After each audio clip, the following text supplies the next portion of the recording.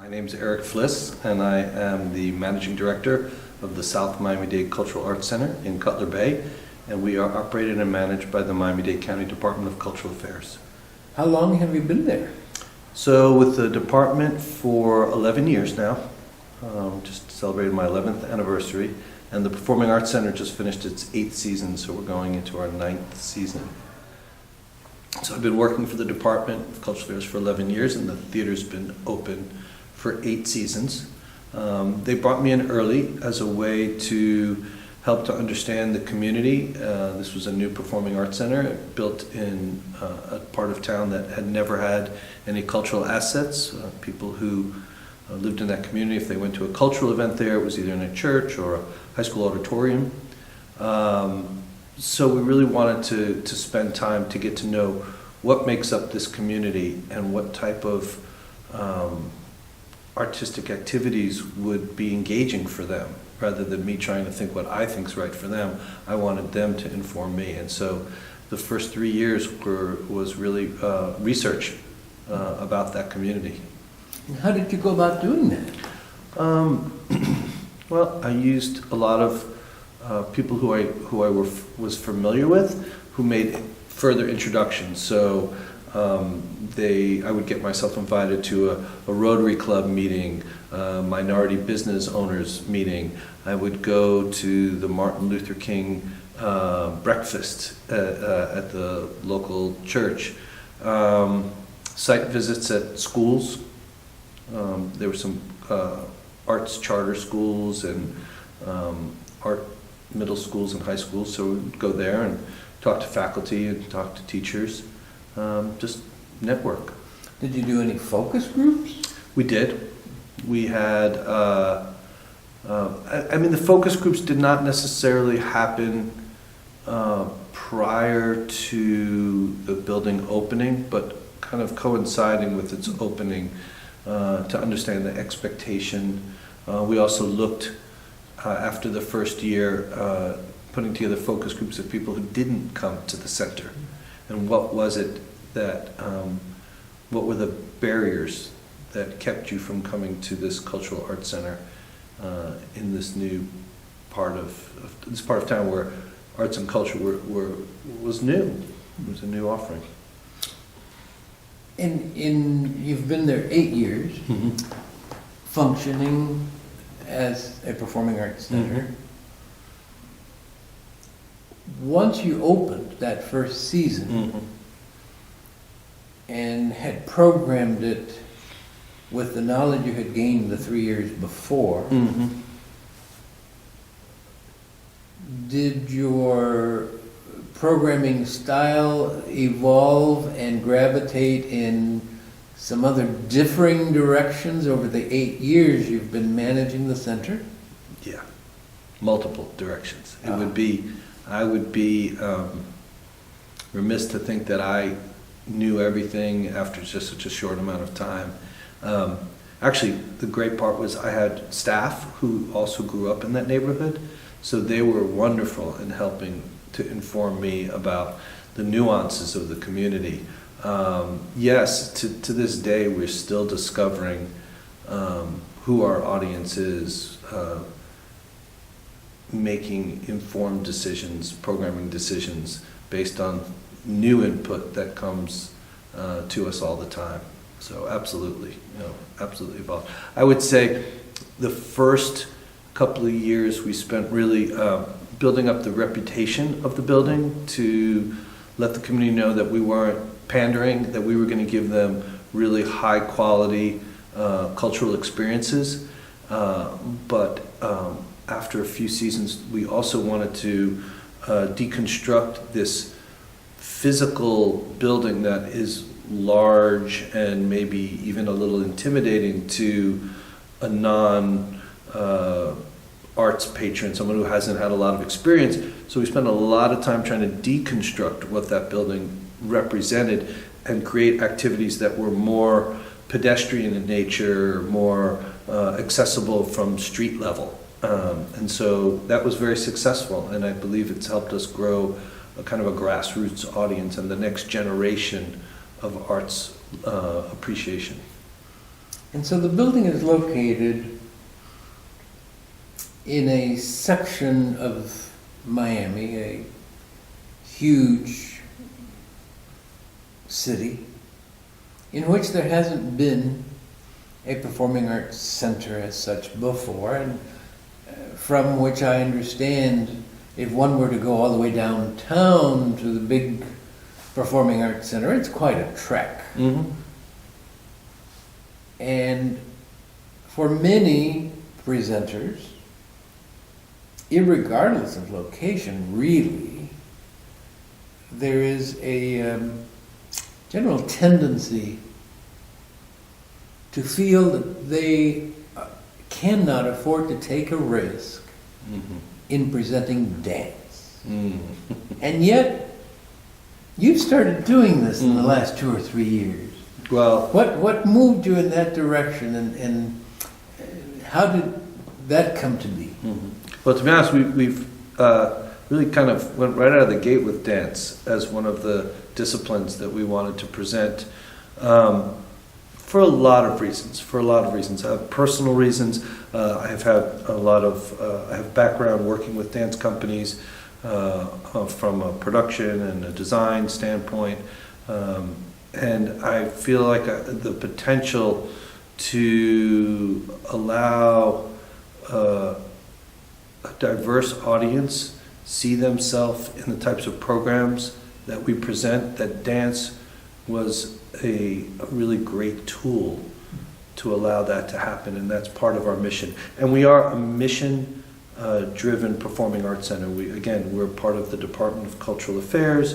We're funded through a tax and convention tax, and I have a great boss who isn't judging everything by one snapshot in time, and understands that there's an arc to the success. And so we wanted to use dance as a way, again, to reflect the different cultures.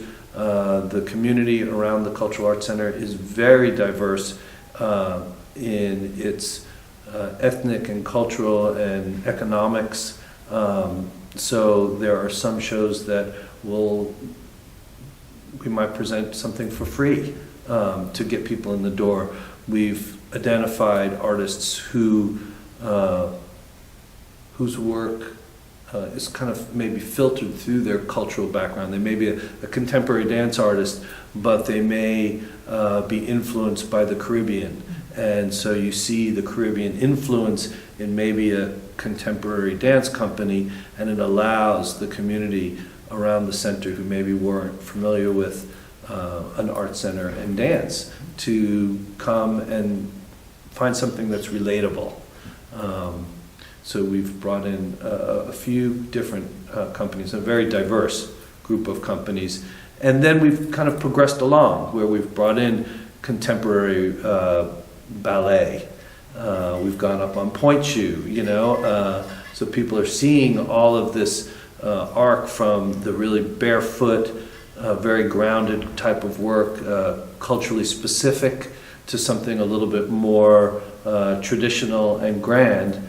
And currently our focus is to downsize and find some dance theater non-traditional work and put it in smaller spaces to take them onto the kind of further the journey of what they're seeing and what they can appreciate.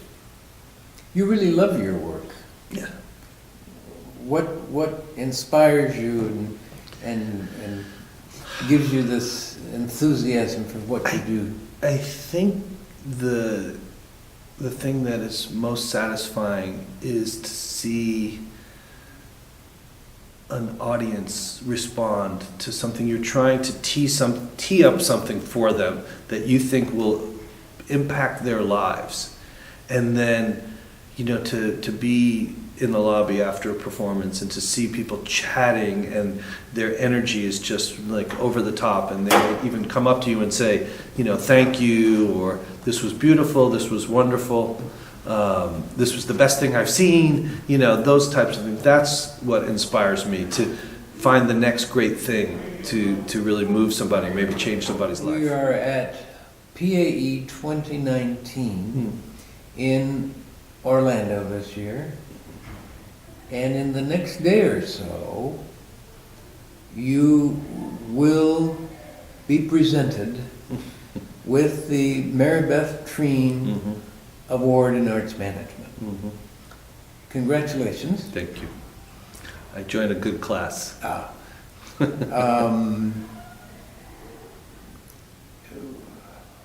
What are your thoughts about that? Or if you have come up with a speech for your acceptance, which we will not obviously share with anyone prior to, but given that we probably will not have access to filming you during, is there anything of that that you would like to share with us today? Sure. Well, it's two things, two stories, if you will. One is, like I said, I came from a different background. I worked as a lighting designer. I was a production manager. I produced other people's work for many, many, many years. And so in 2008, when I took this job, it was my first presenter's job. And so the PAE conference in 2008 was my very first presenter's conference. And at that very first luncheon, they announced the changing of the name of some kind of recognition, or the development of the Mary Beth Treen Award. And I felt so disconnected because being new to the field, I didn't really understand the history. Here's this woman who had this great legacy. I'd never heard her name before. You know, it was all very new to me. And then to watch over the next 11 years, people colleagues who I did recognize as outstanding individuals receive the award. Then to be 11 years later, to be bestowed this opportunity, it's very, very touching and very moving to feel like you've been recognized in what is, in our field, kind of a short period of time, where there are people who are just as deserving, been doing this work for 30 and 40 years, you know. So I'm very honored that the panel thought me worthy of that. And I guess the theme of my acceptance is that it would only be possible for me to be in this position. Over my entire career, there were a lot of people who took chances on me. I was not always the most traditional choice for the jobs that I had all along my way. You know, I had people who I out of college applied as the technical director for a theater. There were people who were way more qualified for the job, more knowledgeable, but the director saw something in me that he thought would be great to be part of his team, and it led to a 17-year career. I had a dance choreographer pull me aside once and say, "I would really love for you to light my company." I said, "Well, I really haven't done a lot, but I have confidence in you. I know you'll do a great job." And that led to traveling all over the world, you know, lighting dance, being a part of ballet companies. And so there's just kind of a history of what I say, great people who were bold and took a chance on someone like myself, the job I'm in now. I think my director got a little slack from his board for picking a long-haired guy, you know, who's kind of got this rock and roll mentality to run a very prestigious performing arts center. But those board members have since come up to me and said they're really proud of what we've accomplished in such a short period of time. So it's gratitude for people who are willing to kind of look beyond and take a chance and hope that the return is magnified by the dedication that we're all willing to do for this job. Anything else you'd like to share with us today? No, I'm just grateful to South Arts. The Dance Touring Initiative program that I got in, that was established my first year, I kind of fought, and to that theme, Jerry Coombs, who's the executive director, I know fought for me to get into the program because I didn't fit the exact model. But they've just been such a great organization. I've made such great connection. My peers, who are colleagues and peers that I can call on. We just have this great network of people that it doesn't happen without effort.